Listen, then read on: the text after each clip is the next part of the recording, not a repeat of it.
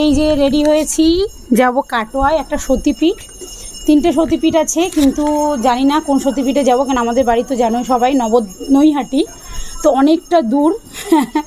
তো কত দূর যেতে পারবো জানি না। তো এখন টার্গেট আছে কাটোয়া, শুরু করি যাত্রা। তো যত দূর পৌঁছাতে পারি, কোন সতীপীঠে যাচ্ছি সেটা তখন ওখানে গিয়ে ভিডিও করব। আমি আছি আমার সাথী, এই যে আমার সাথী, কিছু বলো। নমস্কার, শুভ সকাল।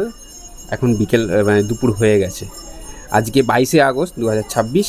আজকে আমরা যাচ্ছি, ওকে বলিনি, আজকে শ্রীময়ীকে বলিনি, আজকে আমরা যাচ্ছি উজানি সতীপীঠ, কাটোয়ার একটা অন্যতম সতীপীঠ, যেখানে মায়ের কনুই পড়েছিল বা কনুই পড়েছিল। চলুন এবার যেতে যেতে অনেক কথা হবে, অনেক ভিডিও হবে, মজা হবে, দেখতে থাকুন।